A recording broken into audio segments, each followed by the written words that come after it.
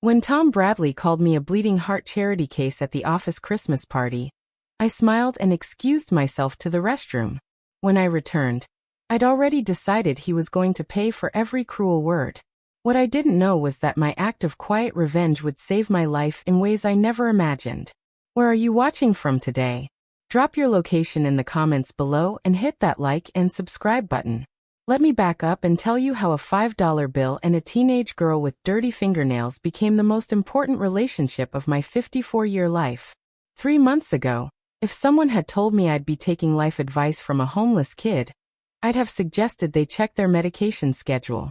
But Maya turned out to be smarter than my entire accounting department combined and definitely more trustworthy than my so-called colleagues.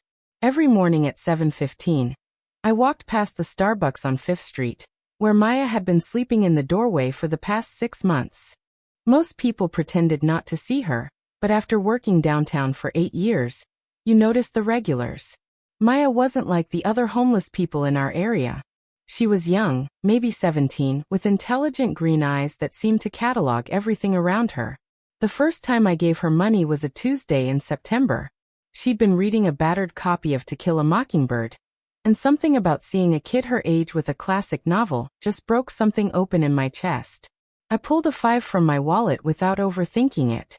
For coffee, I said, setting it beside her sleeping bag. She looked up at me with those sharp eyes. Thanks, lady. Donna, I corrected. My name's Donna. Maya. She tucked the book carefully into her backpack, like it was made of gold. And I don't actually drink coffee. Too expensive. But I appreciate the gesture. That honesty hit me harder than any sob story could have. Here was a kid living on the street who wouldn't lie about what she'd spend my money on. I found myself stopping by her corner every morning after that. Sometimes with cash, sometimes with a breakfast sandwich, always for just a few minutes of conversation that had become the best part of my day. Maya had been on the streets since aging out of foster care 8 months earlier. She was whip-smart with a sarcastic sense of humor that reminded me of myself at that age, back when I still believed I could change the world through pure determination and attitude. So what's your story, Donna? She asked me one October morning while unwrapping the egg sandwich I'd brought her. You don't seem like the typical corporate zombie who works in that building. I laughed despite myself. Corporate zombie. That's harsh but accurate. She raised an eyebrow, taking a bite of her sandwich. Unfortunately, I adjusted my blazer, suddenly aware of how stiff and uncomfortable my work clothes felt. I'm an accountant at Bradley & Associates, been there 8 years, and most days I feel like I'm slowly fossilizing at my desk. Why don't you leave? Such a simple question from a teenager. And yet, it was one I'd been avoiding for years. The truth was, I'd gotten comfortable in my misery. Comfortable enough to stay, not comfortable enough to be happy. It's complicated, I said, which was what adults always said when they didn't want to admit they were scared. Maya nodded like she understood perfectly. Fear makes people do stupid things. Trust me, I know. Over the following weeks, Maya became my unofficial downtown advisor. She knew which food trucks had the best deals, which alleys were safe shortcuts, and most importantly, she observed everything that happened in our little corner of the city with the intensity of someone whose survival depended on staying alert. Your boss is a piece of work, she commented.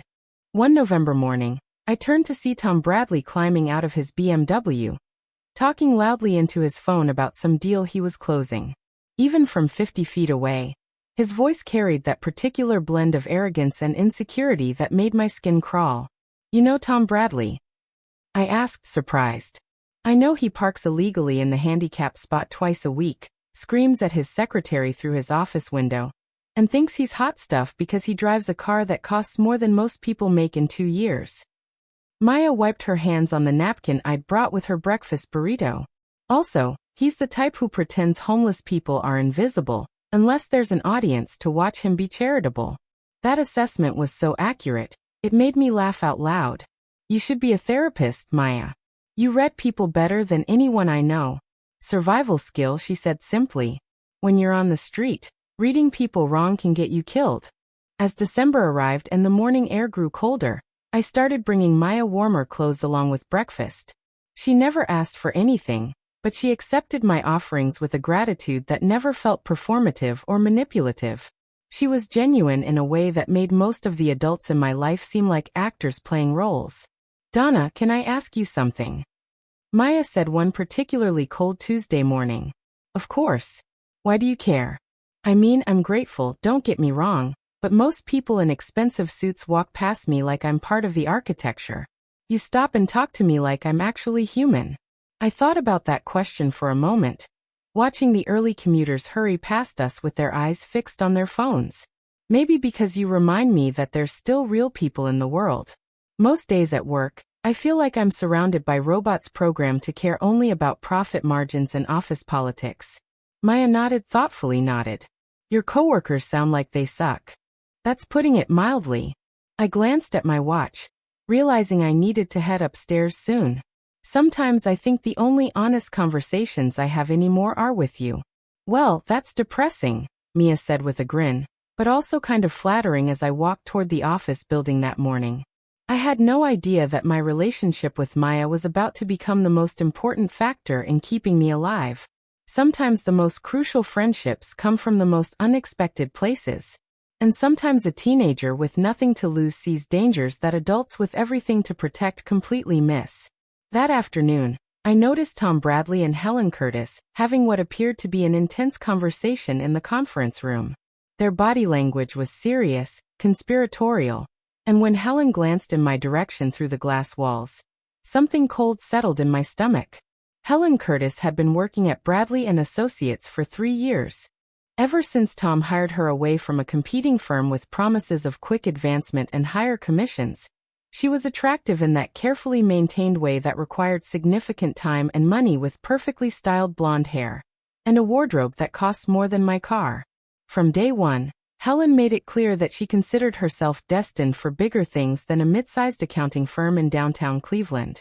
She talked constantly about networking events, important connections, and investment opportunities, as if saying the words often enough would manifest the wealth she clearly believed she deserved. Helen's relationship with Tom was complicated in the way that office relationships always are. When ambition gets mixed up with attraction, they weren't dating exactly, but there was definitely something happening between them that went beyond professional collaboration. "They're planning something," Maya observed Thursday morning, watching Tom and Helen arrive at the office together for the 3rd time that week. "Planning what?" I asked, following her gaze. "I don't know yet, but I can tell by their body language. They're excited about something, like they're sharing a secret that makes them feel powerful." Maya had wrapped herself in the thick winter coat I'd bought her the previous week, but she was still shivering in the December cold. People look like that when they're about to do something they know they shouldn't. I studied Tom and Helen more carefully as they entered the building. Maya was right. There was definitely an energy between them that felt charged with anticipation. "Maybe they're just working on a big client proposal," I suggested, though something in my gut told me that wasn't it. "Maybe," Maya said, but she didn't sound convinced. "Just be careful, Donna. I've seen that look before, and it usually means trouble for someone." At work that day, I found myself paying closer attention to Tom and Helen's interactions. They had several private meetings in Tom's office with the door closed, which was unusual since Tom normally liked to keep his office door open, so everyone could see how important and busy he was. During lunch, I overheard Helen on a phone call in the break room that made my skin prickle with unease. "No, it has to look completely accidental," she was saying in a low voice. "Nothing that could ever be traced back to us." When she noticed me standing in the doorway, Helen's expression shifted immediately to her usual professional smile. "Hey, Donna, just dealing with some family drama. You know how it is." I nodded and retreated to my desk, but I couldn't shake the feeling that whatever Helen was planning had nothing to do with family. The phrase "look completely accidental" kept echoing in my mind for the rest of the afternoon. That evening, I mentioned the conversation to Maya during our usual morning chat that had somehow evolved into evening check-ins as well. She said it had to look accidental. Maya's eyes sharpened with interest. "That's not family drama talk, Donna. That's planning some kind of scam or worse. You think I'm being paranoid?" Maya shook her head firmly. "You're being smart. Trust your instincts about these people. I've been watching them for months, and neither one of them is what they pretend to be." "What do you mean?" "Tom Bradley acts like he's some big-shot businessman, but his car payments are 3 months behind. I heard him on the phone with his bank last month begging for another extension. And Helen Curtis, she's living way beyond her means. Designer everything, expensive dinners, constant shopping. She's either got a secret sugar daddy, or she's drowning in debt. Maya's observations aligned with things I'd noticed, but never really processed. Tom's increasingly desperate pursuit of new clients. Helen's casual mentions of financial stress disguised as humble bragging about her expensive lifestyle. So, what do you think they're planning? I asked. Something that involves making money fast and making it look like an accident. Maya pulled her knit cap down over her ears. And if they're having secret meetings about it, whatever they're planning probably isn't legal. Over the next few days, I couldn't stop thinking about Maya's warnings. I started paying closer attention to Tom and Helen's behavior. And what I observed made me increasingly uncomfortable. Tom had been asking casual questions about my personal life, where I lived, whether I had family in the area, what my routine was like outside of work. At first, I'd thought he was just being friendly, but the questions felt oddly specific and persistent. Helen, meanwhile, had been particularly nice to me lately, which was suspicious since she'd barely acknowledged my existence for 3 years. She'd started bringing me coffee in the mornings, and making small talk about my weekend plans. "They're gathering information about you," Maya said when I described their recent behavior. "People don't suddenly become interested in someone's personal life, unless they're planning to use that information for something." "Use it for what?" Maya's expression was grim. "Nothing good, Donna. Nothing good at all." The Friday afternoon before everything changed, I watched Tom and Helen have another intense conversation in the conference room. This time, Helen was taking notes on a yellow legal pad. And when they finished talking, she tore off the pages and tucked them into her purse. As I packed up my desk at the end of the day, Helen approached with her usual fake smile. "Hey, Donna, what are your plans for the weekend? Anything exciting?" "Just the usual," I said carefully. "Cleaning laundry, maybe catching up on some reading." "Sounds relaxing. Will you be home most of the weekend?" The question felt wrong somehow. Too specific to be casual conversation. "Why do you ask?" Helen's smile flickered slightly. "Oh, no reason. I just worry about people spending too much time alone, especially during the holidays." Walking home that night, I couldn't shake the feeling that Helen's questions had been some kind of test or information gathering. Maya's warnings about people planning something that needed to look accidental kept echoing in my mind. I had no idea that by Monday morning, Maya would be saving my life with information she'd overheard in that same alley where she slept every night.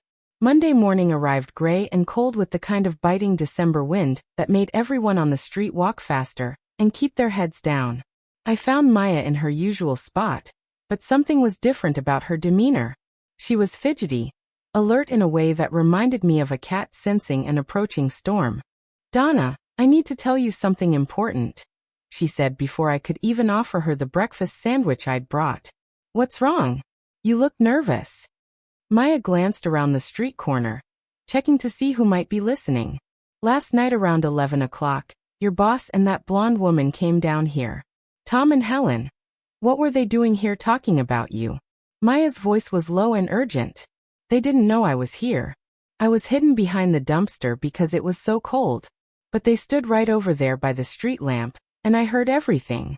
A chill that had nothing to do with the weather settled in my chest. "What did they say?" The woman said, "It has to happen tonight, Tom. We can't wait any longer. And your boss said something about making sure you weren't home when it happened." "When? What happened?" Maya looked directly at me, her green eyes serious. "They're going to set fire to your house, Donna. Tonight. They said it had to look like an electrical fire. Something with the wiring in your basement." The breakfast sandwich slipped from my hands and hit the pavement. "What? That's impossible. Why would they want to burn down my house?" "I don't know why, but I know what I heard." The woman kept talking about how it would solve all their problems and make everything look natural. "Your boss said something about insurance and how no one would ever suspect anything." Maya reached into her backpack and pulled out a crumpled piece of paper. "After they left, I went to see if they'd dropped anything. I found this in the alley where they were standing." She handed me what appeared to be a page torn from Helen's yellow legal pad. In Helen's neat handwriting, I could see my name at the top of the page, followed by what looked like my home address, my car make and model, and notations about my work schedule. Below that, in Tom's Messier handwriting, were phrases that made my blood run cold. Basement electrical, Friday night after 11 p.m. An insurance claim 6 months minimum. This is insane, I whispered, staring at the paper. This has to be some kind of misunderstanding. Donna, look at me. Maya's voice was firm. I know you want to believe these people aren't capable of this, but I've seen enough bad people to recognize them when I see them. Your boss and that woman are planning to commit arson, and they're planning to do it when you're supposed to be sleeping in that house. The reality of what Maya was telling me began to sink in. Tom and Helen weren't just planning to destroy my property. They were planning something that could easily kill me if I was home when it happened. But why? What could they possibly gain from burning down my house? I don't know, but I heard enough to know this is real. You can't go home tonight, Donna. And you need to call the police. I looked down at the paper again, studying the handwriting I recognized from countless office memos and documents. There was no denying these were Tom and Helen's notes written in their own hand. There's something else, Maya said quietly while they were talking. I heard the woman mention something about a will. She said once the house was gone and the insurance money came through, they wouldn't have to worry about you changing your mind. Changing my mind about what? I don't understand any of this. Maya shrugged. I just know what I heard. But Donna, these people think you have something valuable enough to commit murder for. You need to figure out what that is before tonight. The word murder hit me like a physical blow until Maya said it out loud. I'd been thinking of this as some kind of elaborate insurance fraud. But if they were planning to set fire to my house while expecting me to be inside, I need to think about this, I said, my voice shaking slightly. There has to be something I'm missing. Some reason why they would target me specifically. Don't think too long, Maya warned. It's Monday morning and they're planning this for tonight. Whatever you're going to do, you need to do it fast. As I walked into the office that morning, everything looked the same as always, but felt completely different. Tom greeted me with his usual indifferent nod. Helen smiled and asked about my weekend. The normality of it all made Maya's warning seem surreal, like something out of a thriller novel rather than my actual life. But the piece of paper in my purse was real. The handwriting was real. And Maya had no reason to lie to me about something this serious. Throughout the morning, I found myself studying Tom and Helen's behavior with new eyes. Were they acting more nervous than usual? Did their conversation seem more secretive? Was Helen's smile just a little too bright? Tom's casual questions just a little too probing? During my lunch break, I called my homeowner's insurance company and asked about my policy details. What I discovered made Mia's warnings even more terrifying. My house was insured for $340,000, significantly more than its current market value due to a policy I'd updated several years earlier. More importantly, I'd recently added a clause that would pay out additional money if the fire was caused by faulty electrical work. Someone who knew the details of my insurance policy could expect to see a substantial payout if my house burned down under the right circumstances. But how would Tom and Helen have access to that information? The answer came to me as I was walking back from lunch 6 months ago. Tom had asked all employees to provide updated emergency contact information and insurance details for payroll purposes. I dutifully filled out the forms, including detailed information about my homeowner's insurance. At the time, it had seemed like routine office administration. Now, I realized it had been information gathering for something much more sinister. By 300 p.m., I had made my decision. I wasn't going home tonight, and I was going to find out exactly what Tom and Helen thought they could gain from burning down my house. Instead of leaving work at my usual 5 p.m., I told Helen I was staying late to catch up on some year-end reconciliation work. She seemed pleased by this information, which only confirmed my suspicions that they wanted to know exactly where I'd be and when. Don't work too hard, Helen said with that practiced smile. Make sure you get home at a reasonable hour, and get some rest. The irony of Helen encouraging me to go home early on the night they'd planned to burn my house down would have been funny if it wasn't so terrifying. After Tom and Helen left for the day, I stayed in the office and used my computer to do some investigating. What I found in the company's client files made everything Maya had overheard make horrifying sense. 3 months ago, I'd inherited $280,000 from my great-aunt Margaret, a woman I'd barely known, but who had apparently remembered me fondly enough to leave me a significant portion of her estate. The money was currently sitting in a savings account while I figured out what to do with it. I'd mentioned the inheritance to exactly 3 people: my sister in Phoenix, my financial advisor, and Helen Curtis. I told Helen about the inheritance during a moment of excitement after receiving the lawyer's call, swearing her to secrecy since I didn't want the whole office to know about my sudden windfall. Helen had been appropriately congratulatory and sworn to keep my secret. Apparently, Helen had shared my secret with Tom because buried in his personal files on the company computer was a folder labeled D. Matthews Financial Assessment. Inside that folder were copies of documents I'd never authorized anyone to access. My credit report, my bank statements, my insurance policies, and detailed notes about my inheritance. Someone had been conducting extensive research into my financial situation. The most chilling document in the folder was a timeline that laid out Tom and Helen's plan in detail. Phase 1, confirm DM's financial assets and living situation. Phase 2, eliminate DM through house fire, electrical malfunction. Phase 3, access inheritance through fraudulent will documentation. Phase 4, split proceeds 6,040 TBHC. At the bottom of the timeline in Tom's handwriting was a note that made my hands shake. HC confirmed DM has no family in area. Death will appear accidental. No investigation expected. They hadn't just been planning to burn down my house for the insurance money. They'd been planning to kill me so they could steal my inheritance. But how did they expect to access money that was in my personal bank account? The answer was in another document in Tom's folder. A forged will that left my entire estate to Helen Curtis, described as my closest friend and confidant. Helen had been cultivating our workplace friendship for months, taking photos of us together at office events, saving emails where I'd thanked her for various small favors, building a paper trail that would support her claim that we'd been close friends. According to their plan, after I died in the accidental house fire, Helen would produce this forged will and claim that I'd named her as my beneficiary because I had no close family in the area. With my house destroyed and me dead, there would be no one to contest her claim. The level of premeditation was staggering. They'd been planning my murder for months, carefully gathering information, and creating documentation that would let them steal everything I owned. I printed copies of every document in Tom's folder, then sent email copies to my personal account. By the time I left the office that night, I had enough evidence to send both Tom and Helen to prison for conspiracy to commit murder. But first, I had to survive the night. I drove to a hotel across town and checked in under my maiden name, paying cash for a room on the 3rd floor with a view of the parking lot. Then, I called Maya on the phone number she'd given me for emergencies. I found out why they want to burn down my house. I told her, it's not just about the insurance money. They're trying to kill me so they can steal my inheritance. Oliel, donna. How much money are we talking about? Almost $300,000. Maya was quiet for a moment.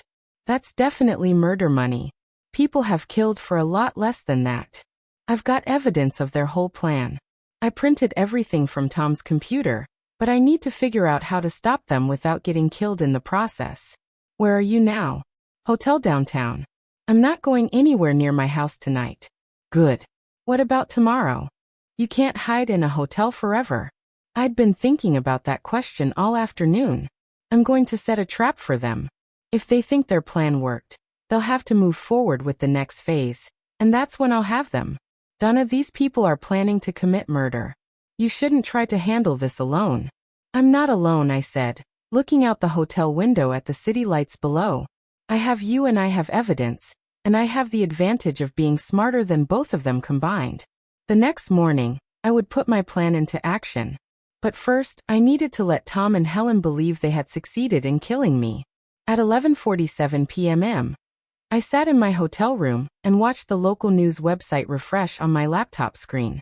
If Tom and Helen had followed through with their plan, the story would break sometime before midnight. At 12:23 a.m., the headline appeared. Downtown Cleveland house fire kills accounting firm employee. My hands shook as I read the article describing how an electrical fire had consumed my small two-story house in the Tmont neighborhood. According to the fire department spokesman, the blaze had started in the basement electrical panel and spread rapidly through the older home's wooden structure. The victim has been identified as Donna Matthews, 54, an accountant at Bradley and Associates. Matthews was apparently asleep when the fire started and was overcome by smoke before she could escape. Her body was recovered from the second-floor bedroom. The victim, my body, according to the Cleveland Plain Dealer website, I was officially dead. I called Maya's emergency number. Are you okay? She answered on the first ring. I'm alive, but according to the news, I'm dead. They actually did it, Maya. They burned down my house. Did anyone get hurt? No, because I wasn't there. But the news is reporting that they found a body in the house. Maya was quiet for a moment. That's impossible. Unless, Donna, did they actually kill someone else and put the body in your house? The thought hadn't occurred to me, but it was horrifyingly plausible. I don't know. But if they did, this went from arson and attempted murder to actual murder. You need to call the police right now. Not yet. If I surface now, they'll know their plan failed, and they'll either disappear or try again. I need to let them think they succeeded so I can catch them in the act of the next part of their plan. What's the next part? Helen is going to produce a forged will that leaves everything to her. She'll probably wait a few days to let the dust settle, then contact a lawyer and claim that I named her as my beneficiary. The next morning, I checked out of the hotel and drove to a different part of town where I paid cash for a week-long stay at an extended stay motel. Then I went shopping for a disguise. Maya had suggested changing my appearance enough that Tom and Helen wouldn't recognize me if they happened to see me around town. So I bought a short black wig, different style glasses, and clothes that were completely different from my usual professional wardrobe. Transformed from middle-aged accountant to artsy downtown resident, I felt confident enough to venture back to Ma's corner that afternoon. You look totally different, Mia said approvingly. Your own mother wouldn't recognize you. Good. Now, I need you to help me keep watch on Tom and Helen. I want to know everything they do over the next few days. Maya nodded. I can do that. Where will you be? Following them, taking pictures, gathering evidence, and waiting for them to make their move with the will. That afternoon, I positioned myself across the street from Bradley and Associates and watched Tom and Helen arrive at work. Even from a distance, I could see they were both dressed more formally than usual, as if they were planning to attend something important. Helen was carrying a leather portfolio that I'd never seen before, and Tom's demeanor seemed unusually confident and animated. They looked like people who had just solved a major problem. Around 10 a.m., Helen left the office building and walked 3 blocks to the law offices of Peterson and Associates. She stayed inside for nearly an hour, emerging with what appeared to be additional documents in her portfolio. I followed her back to the office where she and Tom spent the rest of the morning in his private conference room with the door closed and the blinds drawn. At lunchtime, I called the law firm Helen had visited. Peterson and Associates, how may I help you? Hi, I'm calling about a will that may have been filed this morning. The deceased was Donna Matthews. Oh yes. Miss Curtis was just here about that. Such a tragic situation. Are you a family member? Yes, I lied. I'm her sister from out of town. I just heard about the fire. I'm so sorry for your loss. Miss Curtis explained that Ms. Matthews had no immediate family, but she left everything to Miss Curtis as her closest friend. The will is being filed for probate this afternoon. Did Miss Curtis provide proof that she was my sister's friend? Oh yes. She had extensive documentation, photos, emails, even a handwritten note from your sister expressing her wishes. Everything seemed to be in order. I hung up, feeling sick to my stomach. Helen had been thorough in creating her fake documentation, and she was moving faster than I'd expected. But she'd also made a crucial mistake. In her rush to claim my inheritance, she was creating a paper trail that would destroy her when I emerged from the dead. That evening, Maya met me at a diner near the motel where I was staying. They've been celebrating, she reported. Both of them left work early and went to some fancy restaurant downtown. I couldn't get close enough to hear what they were saying, but they were definitely toasting something with champagne.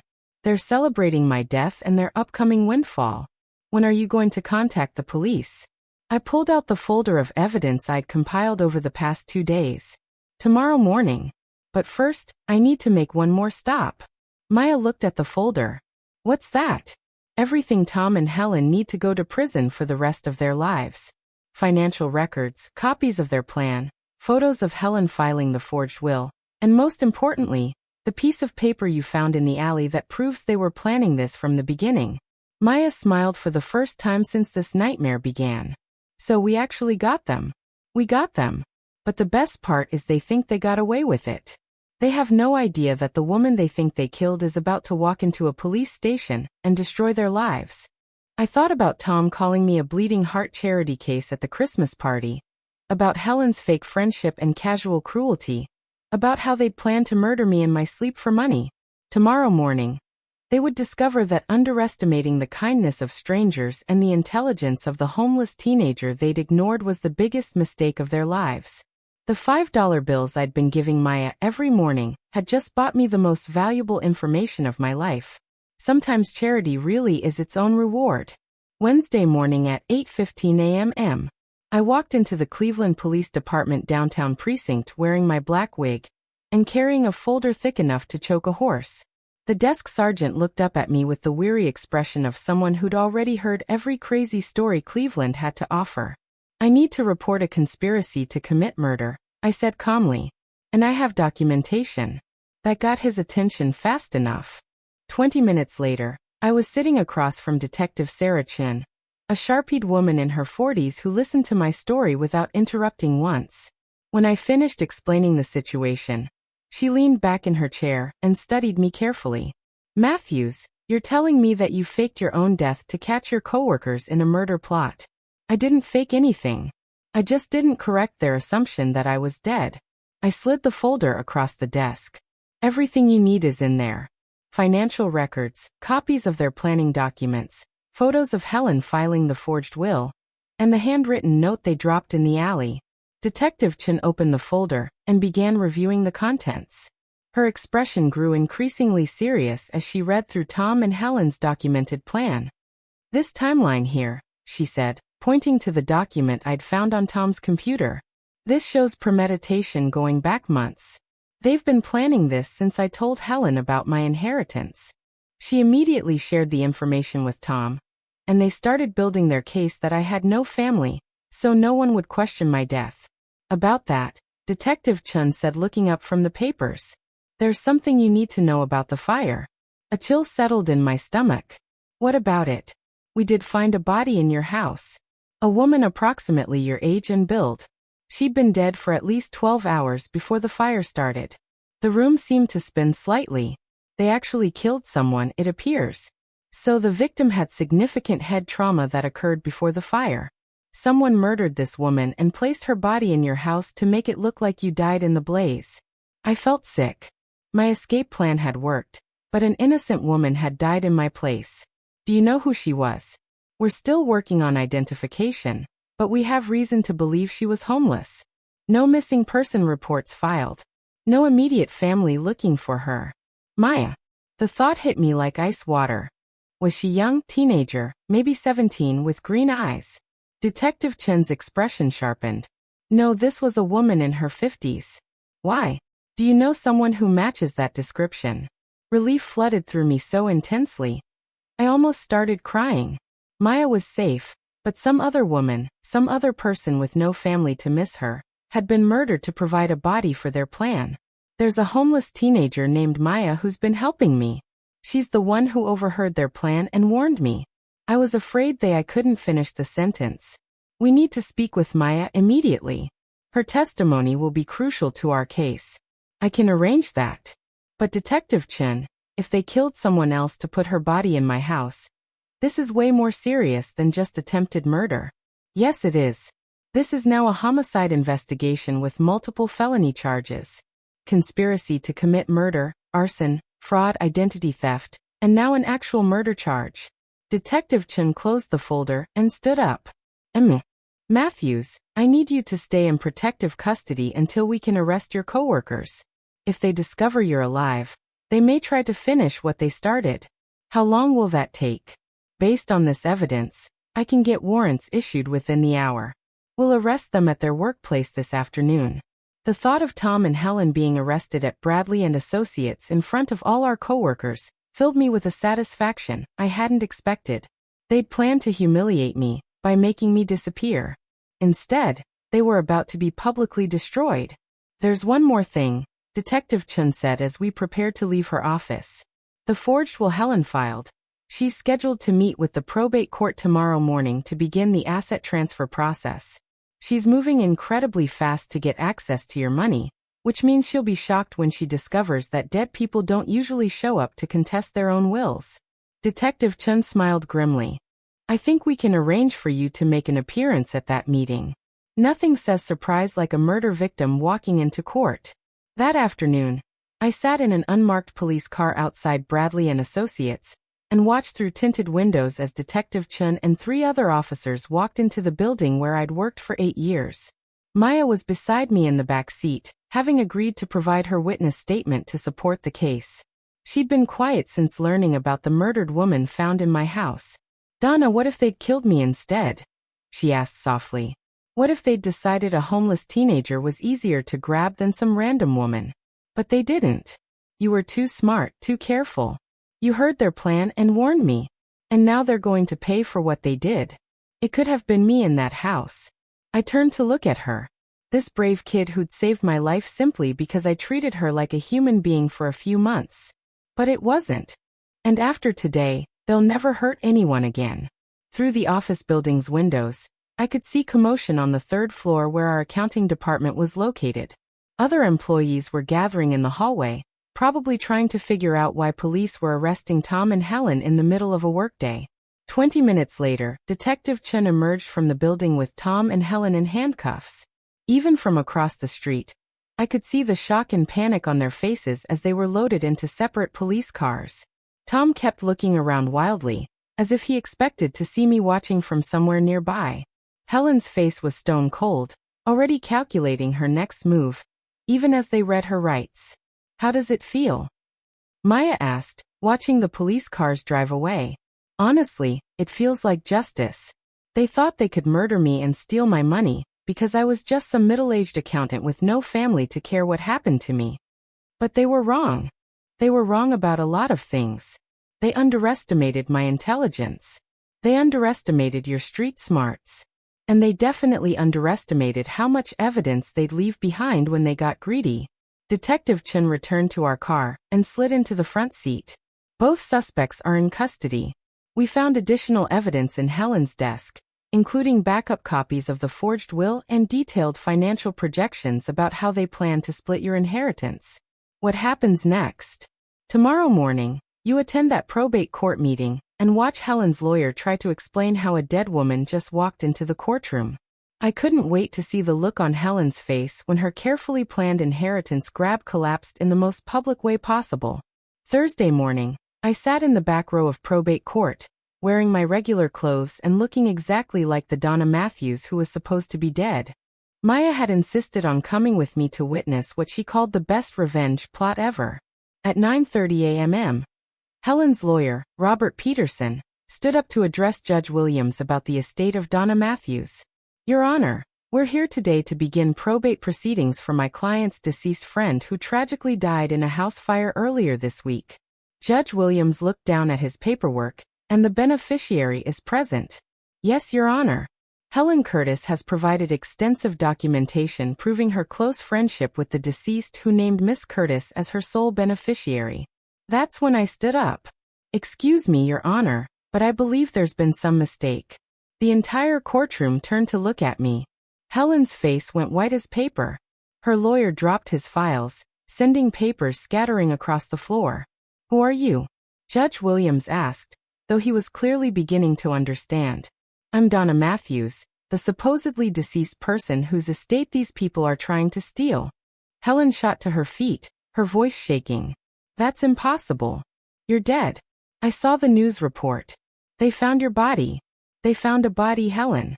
But it wasn't mine. It was a woman you and Tom murdered to take my place. The courtroom erupted. Judge Williams banged his gavel for order. while Helen's lawyer tried desperately to figure out how to explain this development to his client. "Miss Curtis," Judge Williams said sternly, "did you file a fraudulent will with this court?" Helen's composure cracked completely. "Your Honor, I can explain. There's been a terrible misunderstanding." "The only misunderstanding," I said, walking toward the front of the court, "is that Helen thought she could commit murder and fraud without getting caught." Detective Chen entered the courtroom at that moment with 2 uniformed officers. "Helen Curtis, you're under arrest for additional charges of fraud and perjury in connection with the filing of false documents with this court." As the officers handcuffed Helen for the second time in 2 days, she looked at me with pure hatred. "You have no idea what you've done, Donna. You have no idea what forces you're messing with." "What forces?" "You mean the force of 2 greedy people who thought they could commit murder for money." But Helen's comment stuck with me as I watched them lead her away. Something about the way she said it suggested that Tom and Helen hadn't been working alone. After the court session ended, Detective Chen pulled me aside in the hallway. "Ms. Matthews, we've been analyzing Tom Bradley's financial records, and we've discovered some irregularities that go beyond your case." "What kind of irregularities?" "It appears Tom has been embezzling from the accounting firm for over 2 years. But the amounts involved are much larger than what he could have stolen from client accounts." "How much larger?" "We're talking about nearly $2 million. Someone has been feeding Tom inside information about high-value targets, and your inheritance was just one of several he's been pursuing." Maya, who had been listening quietly, suddenly spoke up. "Detective Chen, when I was watching them plan Donna's murder, I heard the woman mention something about a boss who needed results soon." Detective Chen's eyes sharpened.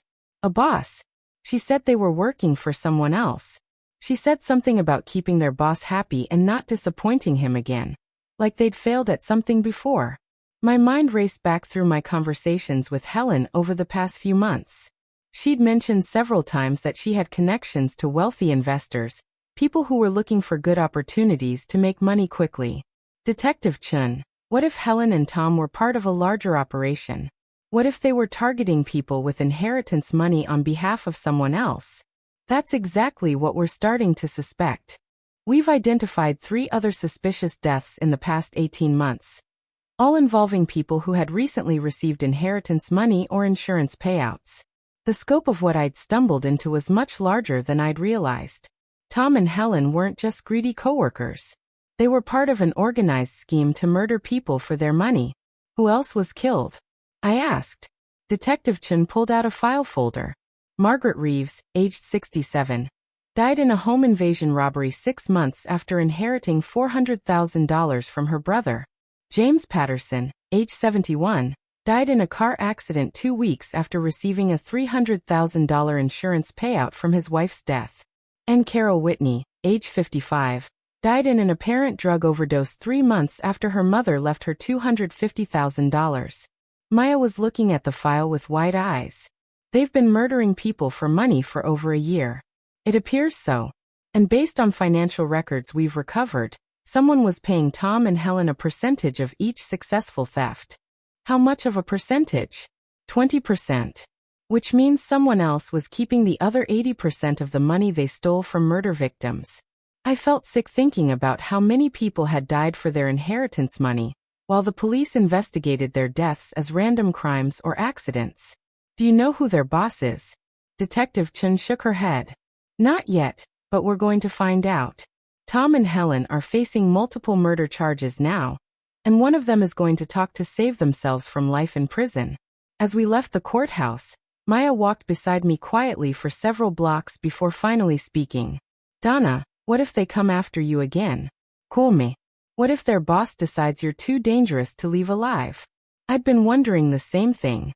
If Tom and Helen were part of a larger criminal organization, my survival and the exposure of their operation made me a significant threat to whoever was running the scheme. "Then we'll have to be smarter than they are," I said. "But Maya, you've already done enough. You saved my life, and you helped catch multiple murderers. You don't have to put yourself at risk anymore." Mia stopped walking and looked at me seriously. "Donna, these people killed an innocent woman and put her body in your house. They've murdered at least 3 other people that we know about. I'm not walking away from this until whoever's behind it is in prison. Looking at this brave, determined teenager, I realized that my $5 morning donations had bought me much more than breakfast for a homeless kid. They'd bought me the loyalty of someone who understood better than most adults that sometimes you have to fight back against people who think they can destroy others without consequences. All right, I said, but we do this carefully and we do this smart. What I didn't know was that our conversation was being overheard by someone who had already decided that both Maya and I needed to disappear permanently. Friday morning brought an unexpected visitor to my hotel room. I was drinking coffee and reading news coverage of Tom and Helen's arrest when someone knocked softly on my door.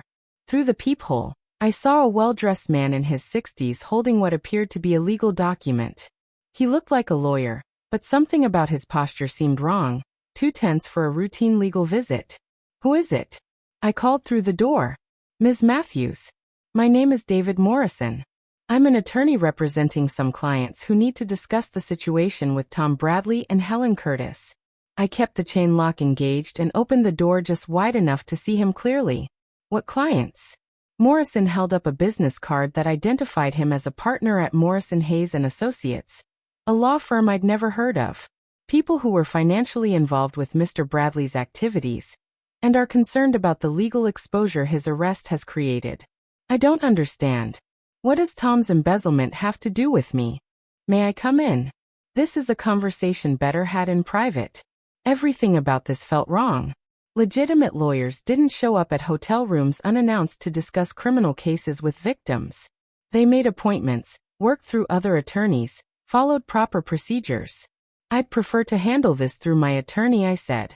You can contact Detective Chun if you need to discuss anything related to the case. Morrison's expression hardened slightly. Miss Matthews, I think you misunderstand the seriousness of your situation. The people I represent have invested considerable resources in certain operations that your survival has now jeopardized. There it was. This wasn't a lawyer making a routine legal call. This was a threat. I'm closing the door now. Mr. Morrison, if you don't leave immediately, I'm calling the police. That would be unfortunate for several people, including your young friend, Maya. My blood turned to ice. They knew about Maya. They knew she was involved. If you or your clients harm that girl, no harm will come to anyone if you're willing to be reasonable about resolving this situation. I opened the door wider, keeping the chain engaged. What do you want? Morrison pulled out a legal document and held it up so I could see it. A simple non-disclosure agreement. You agree not to testify against any parties beyond Tom Bradley and Helen Curtis. And you agree not to discuss any details of this case with law enforcement or the media. And in exchange, your inheritance money is returned to you minus reasonable expenses. And you and Maya are left alone to rebuild your lives. What happens if I refuse? Morrison's smile was cold and professional. Well, accidents happen, Miss Matthews. House fires, car crashes, random street violence. Cleveland can be a dangerous city, especially for people who don't have anyone looking out for them. You're threatening to kill me. I'm offering you a business arrangement that benefits everyone involved. The choice is yours. I stared at the document in his hands, understanding that I was looking at an ultimatum from whoever had been running Tom and Helen's murder for money operation. How do I know you'll keep your word?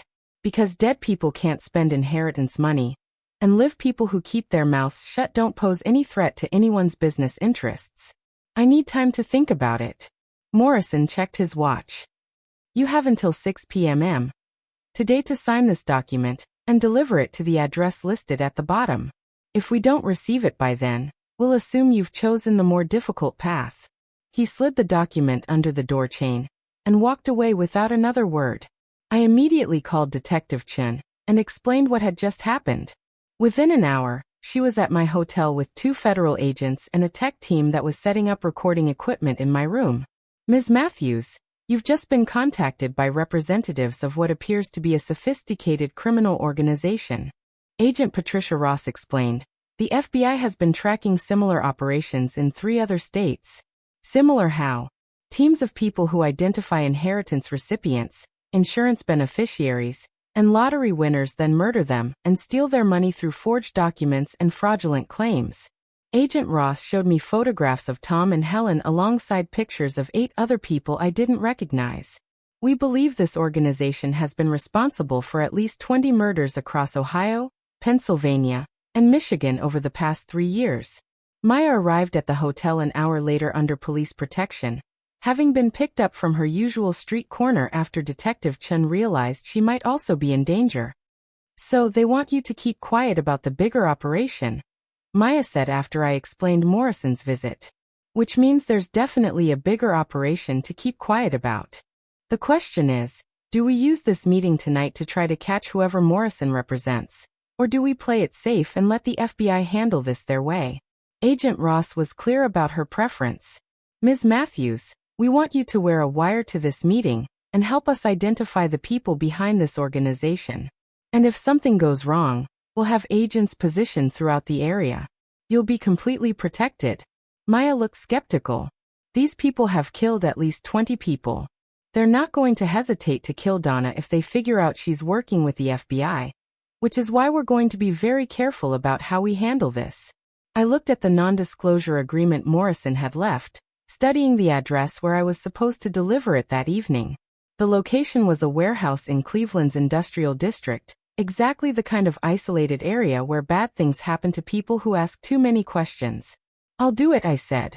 "But I want Maya somewhere safe while this is happening." "Absolutely. We'll have her in protective custody until this operation is complete." As the afternoon wore on and the FBI team prepared for the evening meeting, I couldn't shake the feeling that we were walking into something much more dangerous than anyone realized. The people behind this operation had been murdering innocent people for years without being caught. They had enough resources to employ lawyers, pay operatives like Tom and Helen, and threaten federal witnesses.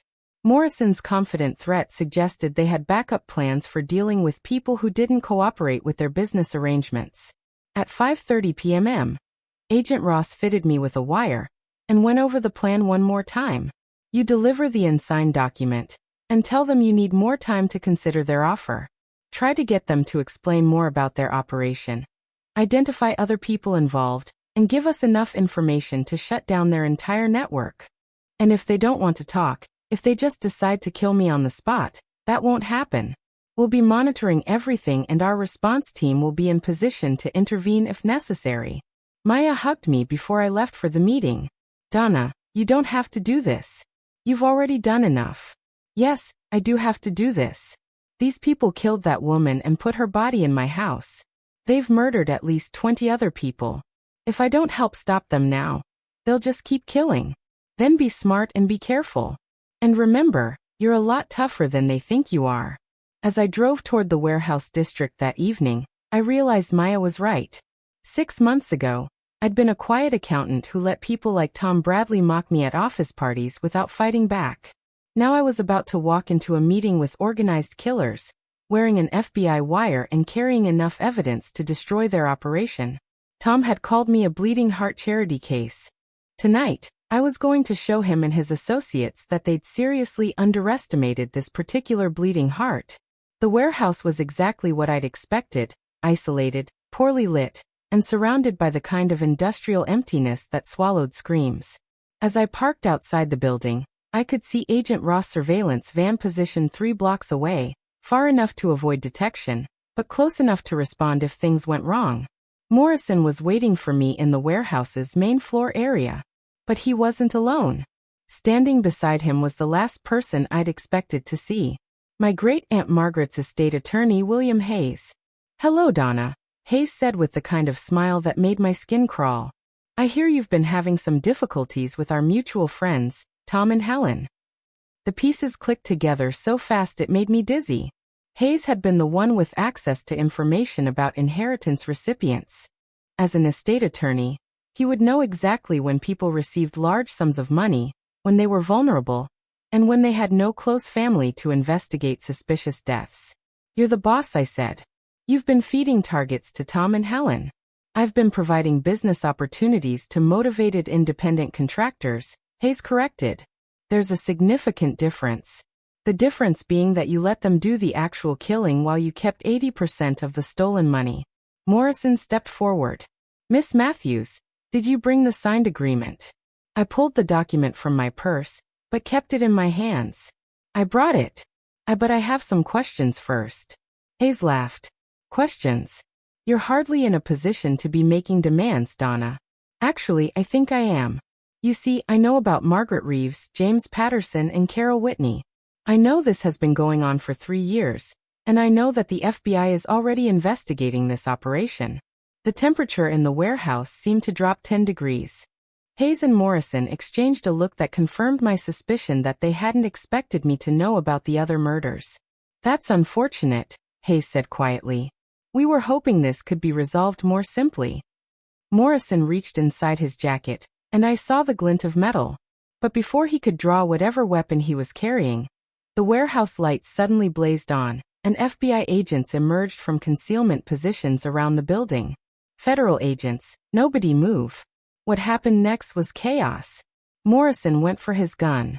Hayes dove behind a stack of shipping containers, and I hit the floor as instructed while agents swarmed the building. The gunfire lasted less than 30 seconds, but it felt like an eternity. When the shooting stopped, Morrison was on the ground bleeding from a shoulder wound, and Hayes was in handcuffs. Agent Ross helped me to my feet. Are you hurt? No, but that was terrifying. You did perfectly. The wire picked up everything we needed. Hayes just confessed to running a multi-state murder operation. As the paramedics worked on Morrison and other agents processed the crime scene, Hayes looked at me with pure hatred. You have no idea what you've cost me, he snarled. Millions of dollars in carefully planned operations. Years of development work. Good, I said. Maybe the families of your victims can finally get some justice. Agent Ross pulled me aside as the suspects were loaded into ambulances and police cars. Ms. Matthews, there's something else you need to know. We found financial records in Hayes's car that show this operation was even larger than we suspected.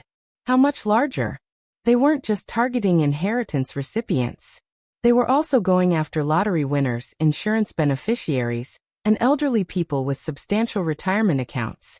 We're talking about a network that may have killed over 50 people in the past 5 years. The scope of it was staggering. Hayes had been systematically murdering people for their money across multiple states using lawyers, accountants, and other professionals to identify targets and create the documentation needed to steal their assets. What happens now? Hayes and Morrison will face federal murder charges in multiple jurisdictions. Tom and Helen will face charges as accomplices in dozens of murders, and you and Maya will be key witnesses in one of the largest organized crime prosecutions in Ohio history. As we left the warehouse, I realized that my morning coffee conversations with Maya had inadvertently exposed one of the most sophisticated criminal operations in the country. Will they all go to prison for the rest of their lives? Hayes alone is looking at over 50 counts of first-degree murder. The drive back to the hotel gave me time to process everything that had happened. 6 days ago, I'd been a quiet accountant who got mocked at office parties. Tonight, I'd helped the FBI arrest the head of a criminal organization responsible for dozens of murders. Maya was waiting for me in the hotel lobby under FBI protection. And when she saw me walk through the doors, her face lit up with relief. Did you get them? We got them all. Hayes, Morrison, Tom, Helen, the entire operation. How does it feel to be a crime-fighting badass? I laughed, feeling lighter than I had in years. It feels like justice. But as we sat in the hotel restaurant celebrating with Agent Ross and Detective Chun, Maya asked the question that had been nagging at me all evening. Donna, how did Hayes know you were staying at this hotel? Agent Ross looked up from her coffee. What do you mean? Morrison knew exactly where to find Donna this morning. He knew about me. He knew details about our involvement in the case that weren't in any public reports. Ma's right. I realized Hayes knew things that only someone with access to the police investigation could have known. Agent Ross' expression grew serious. You're suggesting there was a leak in law enforcement. I'm suggesting that an operation this sophisticated, running for this many years without being caught, probably had help from people in positions of authority. The celebration atmosphere in the restaurant evaporated as we all realized that catching Hayes might not have ended the threat if there were corrupt police officers or federal agents involved in the operation. Then Maya and I were still in danger from people who had badges and access to witness protection information. We need to get you both into federal protection immediately, Agent Ross said, pulling out her phone. As she made arrangements for our security, I looked at Maya and realized that our adventure in crime fighting was far from over. 3 weeks later, I sat in a federal courthouse in Washington, D.C., preparing to testify before a grand jury about the Hayes murder network and the corruption investigation that had exploded out of our warehouse meeting. Agent Ross had been right about the law enforcement connections. Hayes's operation had been protected by 2 Cleveland police detectives, a county prosecutor, and a federal probation officer who had been feeding him information about ongoing investigations. Maya was beside me in the witness waiting room, looking surprisingly comfortable in the business suit the FBI had bought her for her testimony. "You nervous?" she asked. "Terrified," I admitted. Nah. These people tried to kill us, remember? Now we get to destroy them legally. This is the good part. Over the past 3 weeks, the scope of Hayes's operation had continued to grow. FBI investigations in 7 states had uncovered evidence of at least 73 murders committed by various teams of operatives working under Hayes's direction. Tom and Helen had been just one team among many, targeting inheritance recipients in Ohio and Pennsylvania. Other teams had focused on lottery winners, insurance beneficiaries, and elderly people with substantial assets.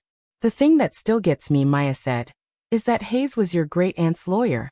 He knew about your inheritance before you did."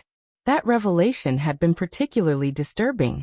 Hayes had been targeting his own clients' beneficiaries, using information from estate planning to identify people who would soon receive large sums of money with no immediate family to investigate their deaths.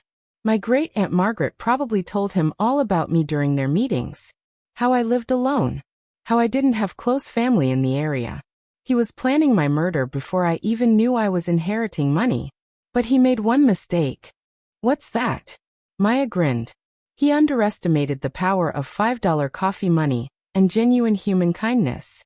When my name was called to testify, I walked into the grand jury room carrying a folder containing copies of every document, photograph, and piece of evidence Maya and I had gathered. For 2 hours, I told the story of how daily conversations with a homeless teenager had exposed a criminal network that spanned multiple states and involved corrupt law enforcement officials. The grand jurors were particularly interested in the timeline of events and how Hayes had used his position as an estate attorney to target vulnerable people. "Ms. Matthews," one juror asked, "what made you decide to trust Mia's warnings about the fire?" Mia had been observing everything that happened in our area for months. She noticed patterns that I missed because I was too focused on my work routine. When she told me she'd overheard Tom and Helen planning to burn down my house, I knew she was telling the truth because she had no reason to lie. "And you never suspected that your great-aunt's attorney might be involved?" "Not until I saw Hayes at the warehouse. But looking back, it makes perfect sense. He had access to all the information about inheritance recipients, and he had the legal knowledge to create forged documents that would pass initial scrutiny." After my testimony, Maya was called to describe what she'd overheard in the alley, and how she'd been observing Tom and Helen's behavior for weeks before the murder plot. "The thing people don't understand about being homeless," Maya told the grand jury, "is that you become invisible to most adults.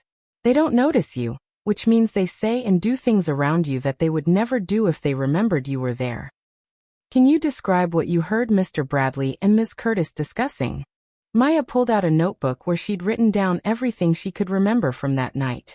"They were talking about making sure Donna wasn't home when the fire started, but they also mentioned that the house needed to burn hot enough to destroy any evidence. The woman, Helen, was worried about the accelerant they were using and whether it could be detected." "Did they mention accelerant specifically?" "Helen said something about gasoline being too obvious, and Tom said they were using something that would look like an electrical fire. They had it all planned out." When Maya finished her testimony, Agent Ross met us in the hallway. The grand jury voted to indict Hayes on 73 counts of murder in the first degree, along with conspiracy and racketeering charges. Tom and Helen are facing multiple murder charges as well. "What about the corrupt cops?" "Indicted. The whole network is done." As we left the courthouse, Maya and I walked down the steps together toward the car that would take us back to Cleveland. "So, what now?" Maya asked. "You're rich." The bad guys are in prison, and you're famous for helping solve one of the biggest criminal cases in Ohio history. It was true. The insurance company had paid out on my house.